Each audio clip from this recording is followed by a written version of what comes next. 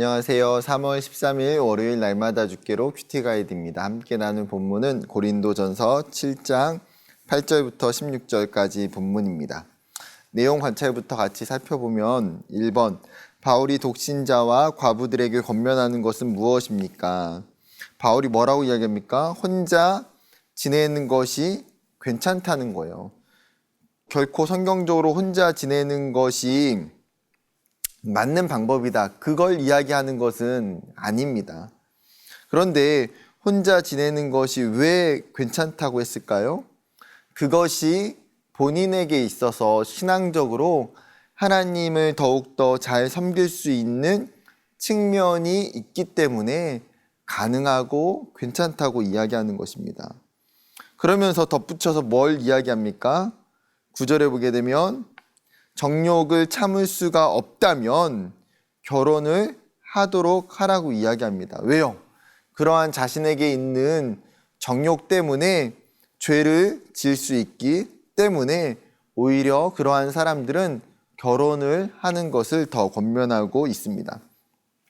2번입니다. 바울이 결혼한 자들에게 권면하고 있는 것은 무엇입니까?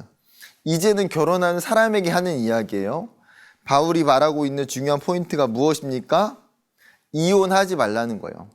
갈라서지 말라, 아내를 버리지 말라.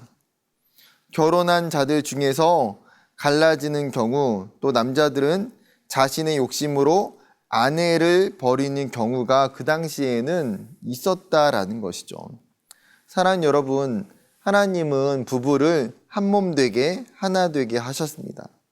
부부는 자신에게 주어진 그 가정 공동체, 자신에게 주어진 남편과 아내를 귀중하게 여겨야 되고 그 가정을 지키기 위해서 최선을 다해야 한다는 거예요.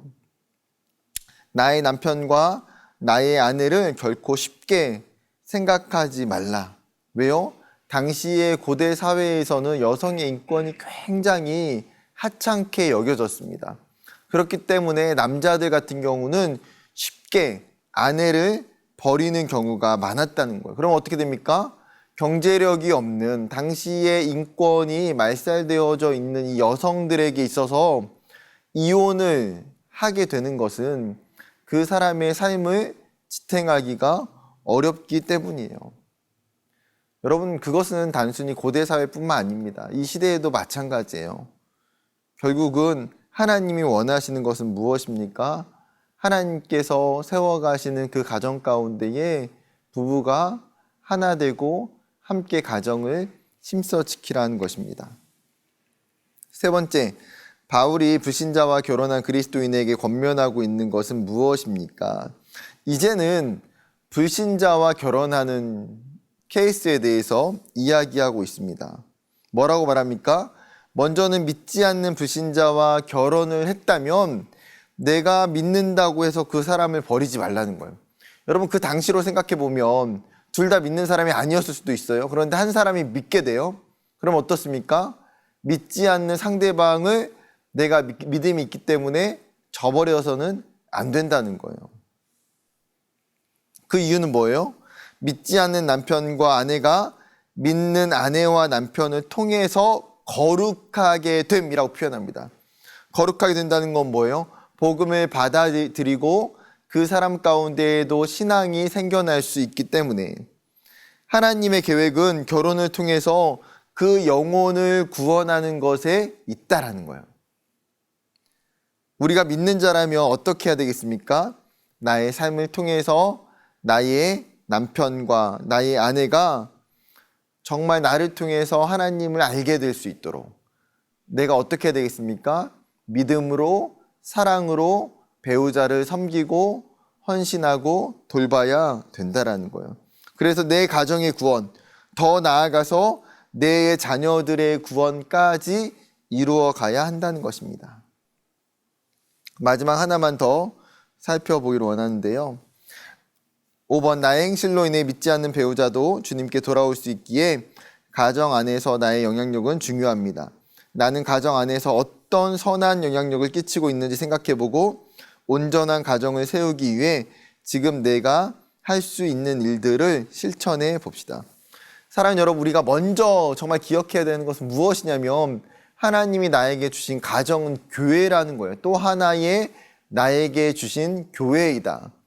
나의 가정 안에 불신자가 있고 믿음이 없는 배우자나 자녀들이 있을 수 있지만 여러분, 그곳은 뭐예요? 그냥 가정이 아니라 하나님의 교회입니다. 즉 하나님을 믿는 자로서 내가 선한 영향력들을 끼치고 하나님의 뜻을 이루어가야 된다는 거예요.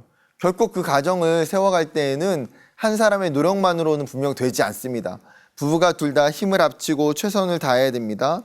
그러나 더더욱 내가 믿는 자라면 나의 영향력이 그 가정 가운데 크다는 거예요.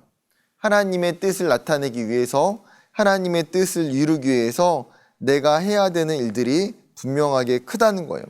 우리가 기억해야 될 게 무엇입니까? 그 선한 영향력을 끼치기 위해서는 예수 그리스도의 모습을 우리가 따라 살아가야 한다는 것입니다. 그 예수님의 모습이 어때요?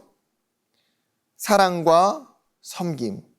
섬김을 받으러 온 것이 아니라 내가 너희를 섬기러 왔다고 하신 것처럼 그 가정에 있는 가족들을 섬기는 것, 또 희생하는 것, 예수님이 십자가를 지셨던 것처럼 내가 나를 희생하며 섬기는 것, 또 용서와 온유와 인내, 즉 우리가 믿음 가운데의 예수님의 모습을 그 가정 가운데 나타내야 한다는 것입니다.